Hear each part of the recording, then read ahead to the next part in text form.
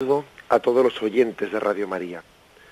Un día más, con la gracia del Señor, proseguimos el comentario del Catecismo de nuestra Madre la Iglesia. Ayer habíamos explicado, dentro del apartado del sacramento del bautismo, lo que eran las prefiguraciones del bautismo en el Antiguo Testamento. ¿Qué imágenes hay en el Antiguo Testamento que están adelantando, están prefigurando, están ya simbolizando lo que estaba por llegar? Pues hablábamos del Arca de Noé, del paso del Mar Rojo y de otros pasajes del Antiguo Testamento que están ya evocando, la Iglesia los interpreta, los lee, los proclama, pues como una prefiguración del bautismo que estaba por llegar. Bien, y ahora dedicamos el programa de hoy a el bautismo de Jesucristo en el río Jordán. Son 3 puntos, del punto 1223 al 1225. Y dice así el primer punto. Todas las prefiguraciones de la antigua alianza culminan en Cristo Jesús. Comienza su vida pública después de hacerse bautizar por San Juan Bautista en el Jordán, y después de su resurrección confiere esta misión a sus apóstoles.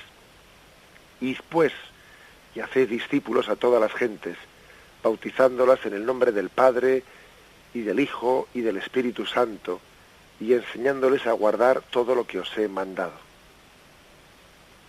Bien, aquí destacamos especialmente de este texto que hemos leído el hecho de que el bautismo de Jesús en el río Jordán es un comienzo de su vida pública. Esto ha quedado muy subrayado desde el momento en que Juan Pablo II hizo aquella reforma del rezo del Santo Rosario, introduciendo los misterios luminosos. Al rezar el primer misterio luminoso, que es el del bautismo de Jesús en el río Jordán, pues yo creo que se ha popularizado mucho, se ha trasladado mucho a la devoción popular, pues esa imagen de Jesús que vive el momento de su bautismo en el río Jordán como un inicio de su vida pública. Es el comienzo de la iluminación. La palabra iluminación es como también subrayar que se hace público lo que estaba oculto. Fijaros que no es casualidad que llamemos a Jesús, que ya a los 30 años de la vida de Nazaret, les llamemos la vida oculta, y luego viene la iluminación, los misterios luminosos. Precisamente la vida oculta de Jesús en Nazaret termina con ese primer misterio luminoso. Lo que estaba oculto se manifiesta ante los hombres, y el bautismo de Jesús en el río Jordán es la primera manifestación, la primera también teofanía que se llama, ¿no? La palabra teofanía quiere decir manifestación de Dios.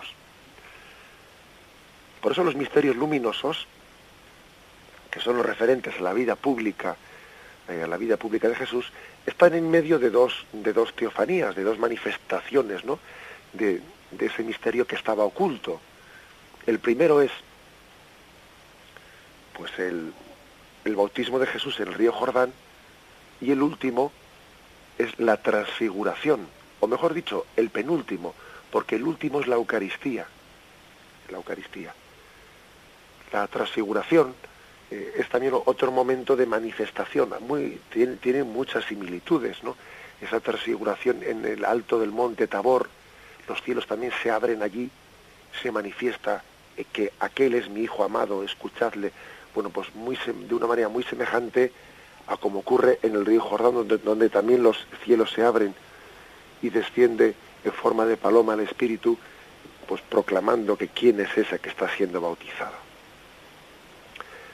Así pues, el bautismo de Jesús en el río Jordán es un misterio luminoso con el que termina una vida oculta y comienza a revelarse de una forma también que nos ilumina, o sea, nos pasa a nuestro conocimiento, a nuestro entendimiento, incluso a nuestros sentidos, la percepción de ese Jesucristo que se manifiesta.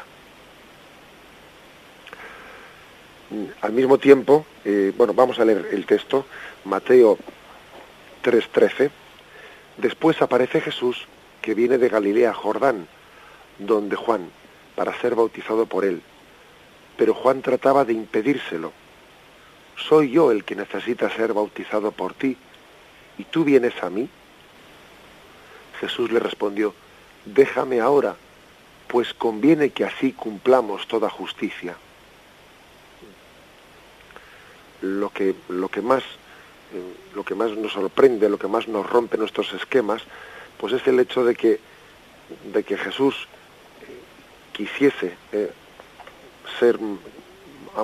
quisiese manifestar su divinidad, pues de una forma unida a un signo que hacía Juan Bautista, que era un signo de conversión de los pecadores, ¿no? Y dice uno, pero bueno, porque es que no sé si caemos en cuenta que ponerse en aquella cola de personas que se iban a bautizar, pues suponía ser exteriormente percibido como un pecador.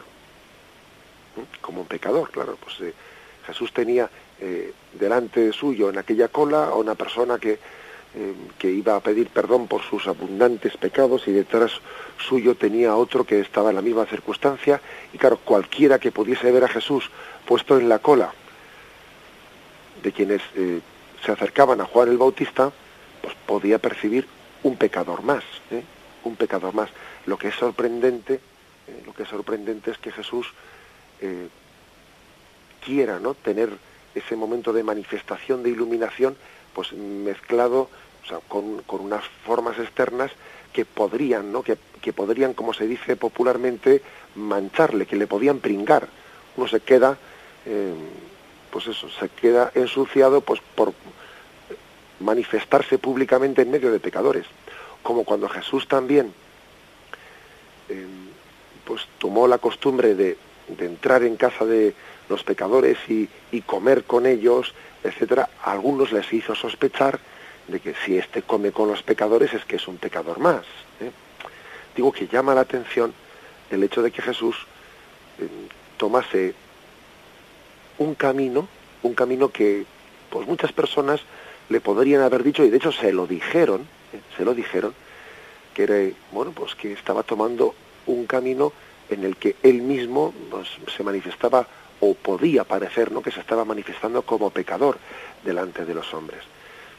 Jesús, sin embargo, no corre ese riesgo, no tiene empacho, como se dice, ¿no?, de correr ese riesgo de ser percibido como pecador, de que le salpique nuestro pecado, nuestra fama, de que le salpique.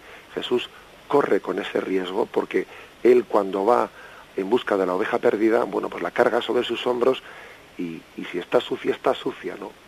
Y si le mancha pues con los pelos de esa oveja, pues le mancha. Es decir, hay una forma, ¿no?, una forma en la que Jesús se manifiesta, que es una forma en la que parece que no hace ascos de nuestra suciedad, no hace ascos, no le repelemos, no le damos asco a Jesús, lo cual es algo digno de considerar, porque a veces parece que la imagen de la santidad es alguien a quien le repele pues el hombre pecador, siente dentera hacia él, ¿no?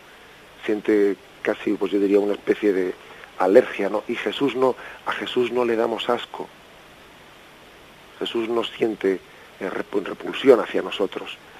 Y él rechaza el pecado, odia el pecado, pero ama al pecador. Y no tiene reparo, ¿no?, en abrazarle. Es algo parecido a lo que ocurre, ¿os acordáis de aquel episodio de San Francisco de Asís, cuando él todavía pues había dejado su vida mundana, acostumbrado a a una vida bastante cómoda en aquella familia de Bernardone, una vida bastante cómoda, podríamos decir, la vida palaciega, que es la que Francisco de Asís hacía en aquel tiempo, acostumbrado a los refinamientos de aquella vida palaciega. Y claro, aunque él quería ser el pobre de Asís, pues también su sensibilidad le repugnaba la suciedad, le repugnaba muchas cosas, ¿no? Y bueno, escucha por la noche cómo va sonando una campanilla que anuncia que un leproso se acerca. A los leprosos se les ordenaba, se les obligaba a ir tocando una campanilla y ir diciendo leproso, leproso, para que todo el mundo se apartase, ¿no? Y nadie tuviese el riesgo de contagio. Y entonces él, llevado, ¿no?, dejándose llevar por un impulso del espíritu, venciendo su asco, venciendo su natural repugnancia, pues, coge y se lanza por ese leproso y le pega un abrazo y se pone a besar sus llagas. Yo creo que esa imagen de Francisco de Asís también nos hace entender mucho de qué es para Jesús ponerse en esa fila del río Jordán y disponerse a bautizarse. Sirve esa imagen, esa comparación. A Jesús no le damos asco. A Jesús no le repugna pues el hombre pecador. Es verdad que a Jesús le repugna el pecado en sí mismo, pero desde el momento en que nosotros somos pecadores nos abraza como somos. Nos abraza como somos para poder transformarnos precisamente. O sea que creo que tenemos que ver un misterio de humillación, de abajamiento, luego lo veremos con más detalle en ese episodio. Hay otra cosa más que añade este punto del catecismo, el hecho de que si este fue el inicio de la vida pública de Jesús, el primer misterio luminoso, ¿no?, con el que termina la vida oculta, después de que Jesús había terminado la vida pública, se despide, en el momento de la ascensión a los cielos, se despide encomendando a los apóstoles como última encomienda el ir por todo el mundo bautizando en el nombre del Padre. Dice Mateo 28, 19, 20, id pues y haced discípulos a todas las gentes, bautizándolos en el nombre del Padre y del Hijo y del Espíritu Santo, y enseñándoles a guardar todo lo que os he mandado. O sea que es impresionante, porque la última encomienda de Jesús a los apóstoles fue esta. Id por todo el mundo bautizando.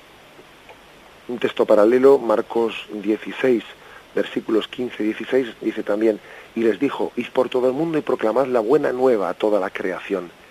El que crea y sea bautizado se salvará, el que no crea se condenará. Pues un texto pues impresionante, ¿no?, en el que también habla de la importancia del hombre, de la necesidad para la salvación, de que el hombre se abra al don de la fe, ¿no?, en la medida en que Dios se lo manifiesta, en la medida en que esa verdad pues es descubierta a la conciencia de esa persona, ¿no?, y se le pide que se adhiera a esa verdad que ha conocido en su conciencia.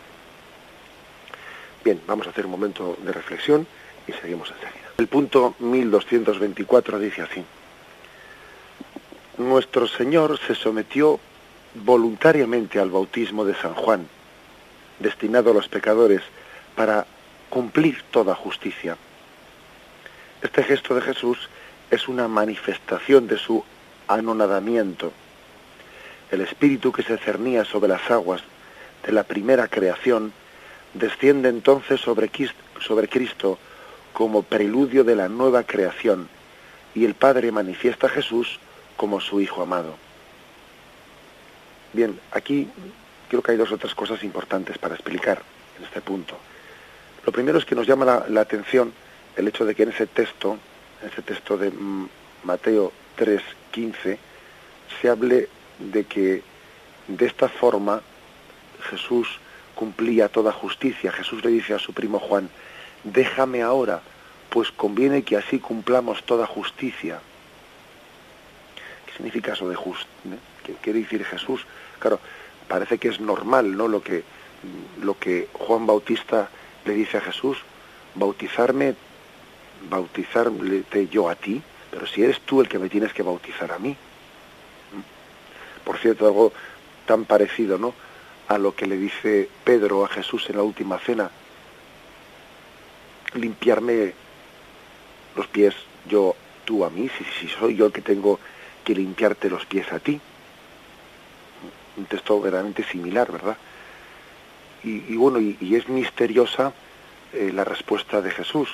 Déjame, conviene que se cumpla toda justicia, que así cumplamos toda justicia. ¿Qué quiere decir eso? ¿No? La palabra justicia, para que la entendamos correctamente, pues no significa lo que nosotros entendemos por justicia, que es el reparto equitativo de las cosas, ¿no? No se refiere a eso.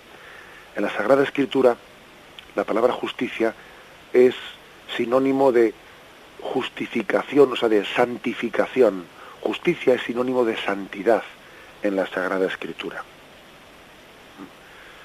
Por eso, cuando decimos que Jesús nos justifica, quiere decir que nos santifica, nos hace santos, no nos justifica. Bien, desde ese punto de vista, en el que la palabra justicia significa santidad, se entiende mejor esto cuando le dice, soy yo el que necesita ser bautizado por ti, y tú vienes a mí. Jesús le respondió, déjame ahora, pues conviene que así cumplamos toda justicia. Pues en el fondo es lo mismo que le responde Jesús a Pedro en la última cena, es que si no te lavo, no tienes parte conmigo, necesitas santificarte, tenemos que cumplir toda justicia, es decir, tenemos que proceder a la santificación, a la obra de la santificación, a la obra de la santificación. Si Jesús se deja bautizar, pues ciertamente no es porque él necesite ese bautismo, porque todos sabemos, bueno, pues que el bautismo tiene pues una serie de finalidades, ¿no? Una es la de perdonarnos el pecado. Jesús no tenía pecado alguno para ser perdonado. Segundo, otra finalidad del bautismo es hacernos hijos de Dios. Jesús no necesitaba ser hijo de Dios por adopción, porque era hijo natural de Dios, o sea, es el verdadero hijo de Dios, ¿no? Incluso también nosotros decimos pues que el bautismo nos hace miembros de la Iglesia. Jesús no es que fuese miembro de la Iglesia, Jesús era su fundador, ¿no? La Iglesia es su cuerpo místico, él es la cabeza y la Iglesia es su cuerpo místico. Luego, en el caso de Jesús, no cabe decir que el bautismo pues sea recibido ni para hacerse hijo de Dios, ni para perdonar sus pecados, ni para ser miembro de la Iglesia, ¿no? Entonces, ¿cómo es que le dice Jesús a Juan Bautista, conviene que se cumpla así toda justicia? Bueno, pues quiere decir, conviene que Jesús inaugure de esta forma un sacramento de santificación. Y en este caso, no son las aguas las que le van a santificar a Jesús, sino que en este caso es Jesús el que va a dar un poder de santificación a las aguas. Es como que, hay que decir, Jesús en este caso está inaugurando el sacramento, está dando el poder regenerador a ese sacramento. Está haciendo que esas aguas pues pasen a tener, ¿no?, pues una acción de transformación interior del hombre. Es como si estuviese confiriendo, ¿no?, instituyendo el sacramento, confiriendo un poder de regeneración, de santificación a las aguas. Por eso le dice, déjame que sea bautizado. Pues conviene que así cumplamos toda justicia, conviene que así comencemos este camino de santificación. Bien, continúa el catecismo y dice, este gesto de Jesús es una manifestación de su anonadamiento, ¿no? Y una segunda cosa en este punto del catecismo que conviene que nos familiaricemos con ella es con este término. Jesús comienza así su anonadamiento. ¿Qué significa anonadamiento? ¿Qué significa anonadarse? La verdad es que si uno mira pues en el diccionario ese término, posiblemente yo por lo menos he echado aquí un vistazo a algunos diccionarios y me doy cuenta de que la utilización que se puede hacer de ese término pues dentro de la literatura no religiosa, pues le deja a uno insatisfecho, porque uno mira sinónimos de la palabra anonadamiento, ¿no? Y mira, dice abatimiento, decaimiento, desaliento, descorazonamiento, hundimiento. Bueno, se puede entender, ¿verdad? Pero no se trata, cuando se dice que Jesús se anonadó, pues no quiere decir que se desalentó o se descorazonó, no. La palabra anonadamiento, más bien significa, es como la última consecuencia de la encarnación, del abajamiento de Dios. Es la última consecuencia de ese entrar Jesús, de querer salvarnos, haciéndose semejante a nosotros. Claro, nosotros no sé si nos damos cuenta de que ese abajamiento de Dios es inmenso, es inmenso. Algunas veces he puesto yo un ejemplo de esos gráficos a los niños, ¿no? Porque a los niños les pones ejemplos que les entran por los ojos y también los mayores los necesitamos, ¿no? Entonces, pues un ejemplo que les he puesto es el siguiente. Nosotros decimos, no, Dios se hizo hombre y habitó entre nosotros. Le digo, imagínate que a ti te dijesen que las hormigas pues están enfermas, que las hormigas, que hay una especie de, pues yo qué sé, de peste en el reino de las hormigas, ¿no? En ese reino animal, y que necesitan ser curadas. Y que, bueno, pues hay distintas formas de curamiento, ¿no? De sanación, pero que tú haces la opción de decir, bueno, yo, en vez de salvarlas desde aquí arriba, ¿no? Desde lo alto, ¿no? Desde mi condición humana, que tú te hicieses hormiga, asumieses la condición, ¿no? de esa pequeñez, ¿no? Con todos los condicionamientos que supone esa pequeñez pues imagínate, de no poder hablar o de no poder, que tú te hagas hormiga, que tú te abajes, que tú te anonades. Esto significa ese término, ¿no? Que tú te abajes, que te anonades, ¿no? Y que asumas esa condición pues tan infinitamente inferior, ¿no? Para hacerte uno con una de esas hormigas y salvarlas desde dentro. Bueno, ese ejemplo puesto a los niños les puede servir como para entender lo que es la encarnación, ¿no? Y además es que todavía el ejemplo se queda corto, porque es que es infinitamente más la distancia que tiene Dios con nosotros que la que podemos tener desde nosotros a ese reino animal, por mucho que seamos imagen y semejanza de Dios, pero todavía la distancia entre Dios y nosotros es infinita. Quiere decir que el término anonadamiento, anonadarse, tenemos que entenderlo como las consecuencias últimas de lo que conlleva la encarnación, Y las consecuencias últimas que conlleva la encarnación es lo que he dicho antes, es el que Jesús se había mezclado entre pecadores. Eso todavía es más fuerte que el hecho de que tenga pues carne humana, el hecho de que Jesús tenga que padecer la sed, el hambre, el sueño, que el Hijo de Dios esté sometido pues a toda esa especie de necesidades físicas, incluso, bueno, sufrimientos, enfermedades, pero es que lo más fuerte del abajamiento es el estar mezclado entre el pecador y el ser considerado él como un pecador más. Eso es lo más fuerte.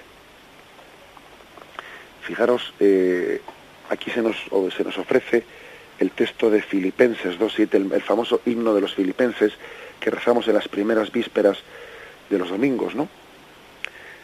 Dice, tened entre vosotros los mismos sentimientos de Cristo, el cual, siendo de condición divina, no hizo alarde de su categoría de Dios. Dice también otra traducción, no retuvo ávidamente el ser igual a Dios, sino que se despojó de sí mismo, tomando condición de siervo, haciéndose semejante a los hombres y apareciendo en su porte como un hombre más. Y se humilló a sí mismo, se abajó, se anonadó, obedeciendo hasta la muerte y muerte de cruz.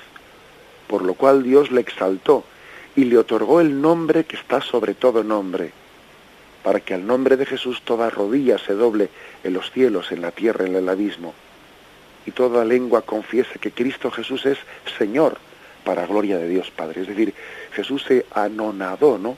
Ese es el máximo, el momento último máximo de la encarnación y el anonadamiento. Y en el bautismo se manifiesta el máximo anonadamiento. ¿Por qué? Pues porque Jesús, como he dicho antes, parece asumir, ¿no? O sea, asume el ser considerado como un pecador, el ponerse en la cola de los pecadores, ¿no? Como si él necesitase ser santificado para santificarnos. Es que esto es, nosotros solemos decir, ¿no?, que tengamos mucho cuidado de meter una manzana podrida en medio de un cesto de manzanas sanas, porque lo que va a ocurrir es que la manzana podrida va a pudrir a las sanas, y es verdad. Pero es que en el caso de Jesús es al revés. Nosotros somos un cesto de manzanas podridas y Él es una manzana sana que no tiene miedo, ¿no?, a meterse dentro de este cesto de manzanas podridas y regenerarnos, sin hacer ascos de nosotros. Y con su poder santificador sana las manzanas podridas. Es como darle la vuelta al calcetín, ¿no?, de lo que nosotros generalmente solemos decir. Todos tenemos que reconocer que le hemos dicho, ¿no?, pues a nuestros sobrinos, a nuestros hijos, a nuestros nietos, ten cuidado de no andar con malas compañías. Procura juntarte a los niños, a los chicos que son sanos, tal. Claro, que andas con malas compañías y sin darte cuenta te haces como ellos y tal. ¿Cuántas veces le hemos dicho eso a los niños? Le hemos dicho muchas veces. Ojo, y hay que decírselo. Pero es que démonos cuenta que el anonadamiento del Hijo de Dios consiste precisamente en eso, en que Jesús anda con malas compañías, o sea, anda con nosotros. Y el manzana sana se junta en el cesto de manzanas podridas.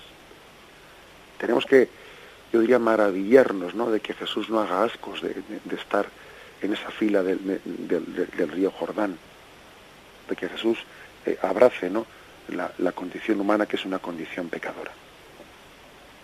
El texto de este punto que hemos leído prosigue y dice: el Espíritu que se cernía sobre las aguas de la primera creación desciende entonces sobre Cristo como preludio de la nueva creación, y el Padre manifiesta a Jesús como su Hijo amado.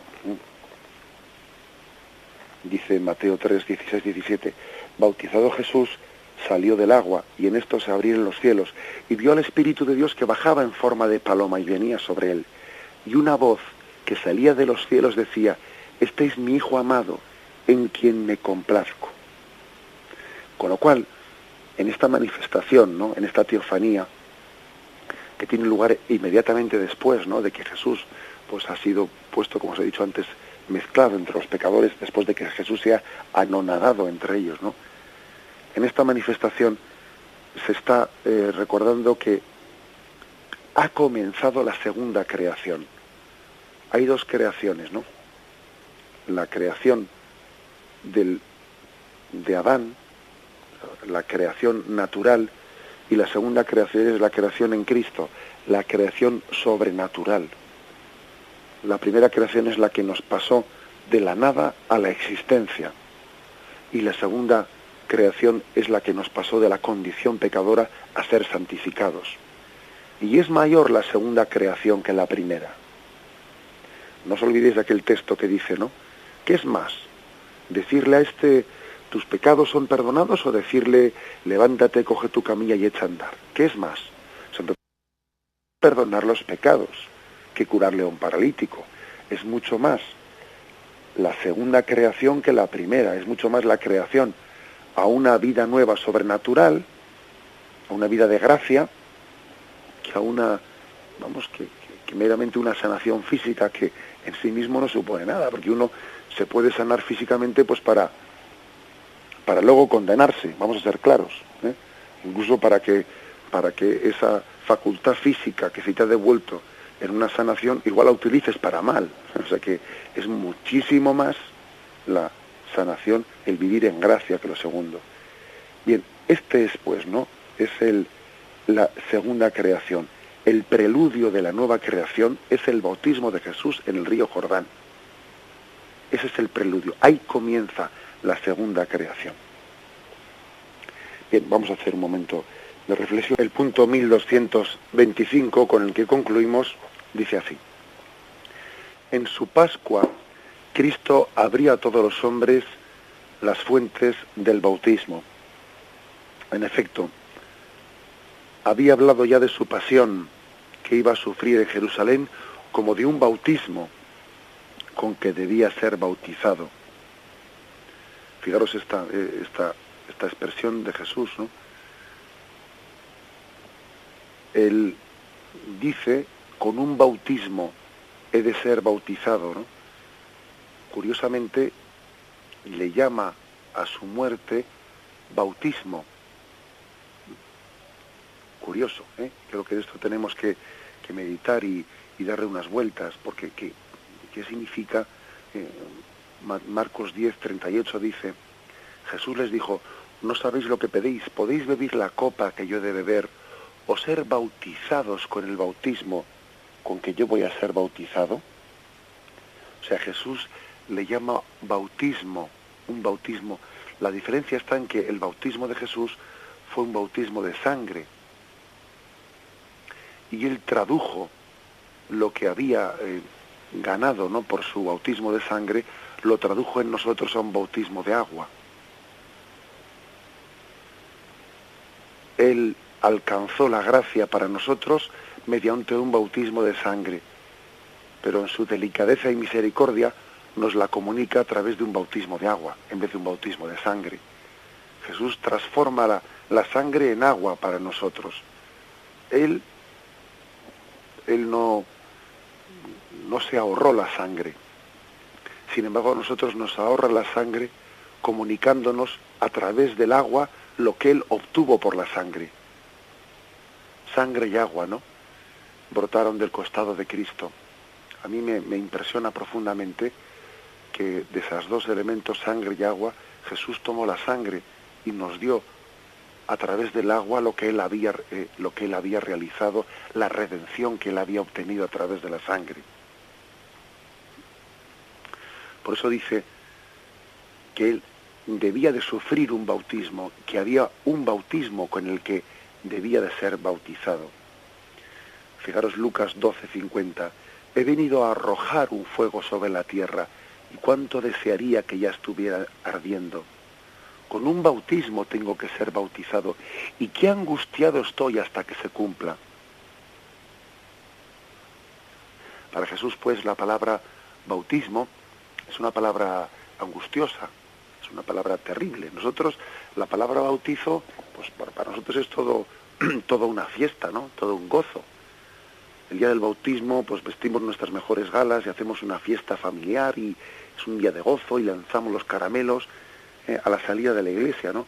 Pero fijaros que para Jesús la palabra bautismo es una palabra dramática. Es una palabra dramática. Con un bautismo tengo que ser bautizado, y qué angustiado estoy hasta que se cumpla. Jesús ha tomado del bautismo ese aspecto amargo, dándonos un bautismo de gozo a nosotros. Él tuvo el bautismo de sangre, nosotros, ¿no?, tenemos el bautismo de agua. Dice, continúa, la sangre y el agua que brotaron del costado traspasado de Jesús crucificado son figuras del bautismo y de la Eucaristía, sacramentos de la nueva vida. ¿Os acordáis del famoso texto Juan 19:34? Pero al llegar a Jesús, como le vieron ya muerto, no le quebraron las piernas, sino que uno de los soldados le atravesó el costado con la lanza, y al instante salió sangre y agua. El que lo vio lo atestigua, y su testimonio es válido. Fijaros qué importancia le da San Juan, el evangelista San Juan, a este texto, que él enmarca, ¿no?, o sea, subraya diciendo, el que lo vio lo atestigua, y su testimonio es válido, y él sabe que dice la verdad, para que también vosotros creáis que de aquel costado brotaron sangre y agua. Y todo esto sucedió para que se cumpliera la Escritura. No se le quebrará un hueso. Y también otra Escritura dice, mirarán al que traspasaron. Esa expresión no le fue quebrado un hueso, es una expresión que a nosotros igual también nos cuesta entender, porque quizás la imagen de que los huesos sean quebrados es la imagen de que pues el sujeto es de alguna manera despedazado, ¿no? Y Jesús guarda su integridad, Es decir, la pasión de Jesús, él es sacrificado, pero no deja de ser el Jesús entero, el Jesús pleno, De ese Jesús pleno se nos da la sangre y el agua. A ellos les llamó la atención que a Jesús no le quebraron ningún hueso, que sufriese toda esa pasión sin que se le rompiese ningún hueso, ¿no? Que casi es milagroso, que alguien sufra toda esa paliza, ¿no? De flagelación, de llevar la cruz, todo eso, que lo sufra sin que se le rompan ningún hueso, ¿no? Con eso también se está manifestando que es el Cristo entero el que se nos da, Cristo entero, sin ser quebrado, se nos da a través de la sangre y el agua, es decir, en la Eucaristía recibimos al Cristo entero, pues, cuerpo, alma y divinidad, tal y como se nos explicó pues en el catecismo de pequeños, ¿no? Cuerpo, alma y divinidad, recibimos al Cristo entero en la Eucaristía. Sangre y agua. Y vemos como también en esa devoción de la Divina Misericordia, que Juan Pablo II aprobó, de Sor Faustina Kowalska, y sabéis cómo el segundo domingo de Pascua pues ha sido proclamado solemnemente un día de solemnidad litúrgica, Domingo de la Divina Misericordia, y todos habréis visto esa imagen de la Divina Misericordia, de ese Jesús con ese lema, Jesús, confío en ti, y de su costado brotan pues esos rayos luminosos, ¿no? Rayos luminosos, unos rojos y otros azules o blancos, ¿no? Imagen de la sangre y el agua que brotaron del costado abierto de Cristo. La Iglesia ha visto en esos dos elementos la prefiguración de los sacramentos. Hemos nacido del costado de Cristo. Podemos pensar que el costado de Cristo es como un nido en el que han sido incubados esos polluelos. Los polluelos son incubados en un nido. Pues bueno, pues el corazón de Cristo es el nido en el que hemos sido incubados. Y cuando ya estábamos maduros, ha sido abierto el nido para que salgamos de él, ¿no? Y en ese agua y sangre hemos nacido a la vida eterna. Tenemos que verlo así, ¿no? Con ese simbolismo sobrenatural. Por eso tenemos que ser como Juan, como el apóstol Juan, que reclina su cabeza en el costado de Cristo. Que es algo así como cuando nosotros, un día haciendo un poco de mimos con la madre, ¿no? Pues nos reclinamos en ella, en ese cuerpo que nos tuvo en su interior, en ese cuerpo que nos dio a luz. Pues algo así hace Juan Evangelista.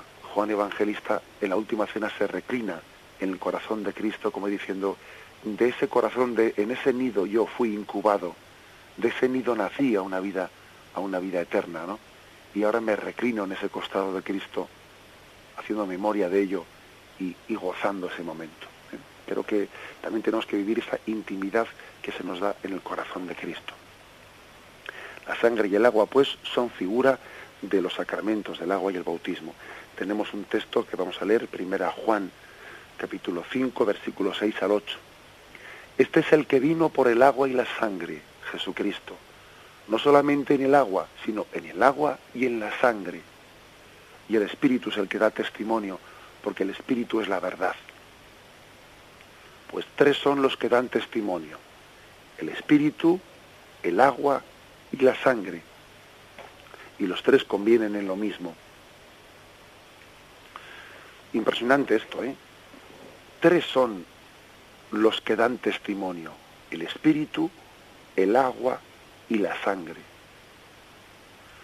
Quiero yo decir que están testimoniando, se está dando testimonio de quién es Jesucristo, cuál es la finalidad de que Él haya venido a nosotros, o sea, qué está haciendo en la cruz, ¿Qué está haciendo allí en el río Jordán, etcétera? Bueno, pues los que dan testimonio son el Espíritu, el agua y la sangre. Ese Espíritu que se reveló, este es mi Hijo amado predilecto, ese agua, el agua que nos hace renacer a una vida nueva, y esa sangre de regeneración. Concluye el catecismo recordándonos aquel texto de Nicodemo, Juan 3:5. Nicodemo fue por la noche a visitarle a Jesús. Rabí, sabemos que has venido de Dios como maestro, porque nadie puede realizar las señales que tú realizas. Jesús le respondió, en verdad te digo, el que no nazca de lo alto no puede ver el reino de Dios. Dícele Nicodemo, ¿cómo puede uno nacer siendo ya viejo? ¿Puede acaso entrar otra vez en el seno de su madre y nacer? Respondió Jesús, en verdad te digo, el que no nazca del agua y del Espíritu no puede entrar en el reino de Dios. Lo nacido de la carne es carne, lo nacido del Espíritu es Espíritu. No te asombres de que yo te haya dicho, tenéis que nacer de lo alto. Así pues, el bautismo es como volver a entrar en el seno de la Madre, que es el corazón de Cristo, y volver a nacer de allí, como quiso hacer San Juan Evangelista en la última cena, ¿no? Como hemos dicho, volver a entrar en ese corazón y volver a nacer de nuevo. Termina San Ambrosio diciendo, un texto de San Ambrosio, considera dónde eres bautizado, de dónde viene el bautismo, de la cruz de Cristo, de la muerte de Cristo. Ahí está todo el misterio. Él padeció por ti, en Él eres rescatado, en Él eres salvado. Pues así tenemos que ver el sacramento del bautismo, sí, como algo gozoso, por supuesto, ¿no? Pues es lícito que también tengamos esa celebración de gozo y de fiesta, pero veámoslo también como algo dramático al mismo tiempo, porque al mismo tiempo el bautismo es un rescate, somos rescatados, ¿no?, de una esclavitud, de unas cadenas, y somos rescatados a un precio muy alto, con un bautismo de sangre por parte de Jesús. Bien, dejamos aquí la explicación de hoy, y de estos 3 puntos me despido con la bendición de Dios Todopoderoso. Padre, Hijo y Espíritu Santo, descienda sobre vosotros. Glorificad al Señor con vuestra vida. Alabado sea Jesucristo.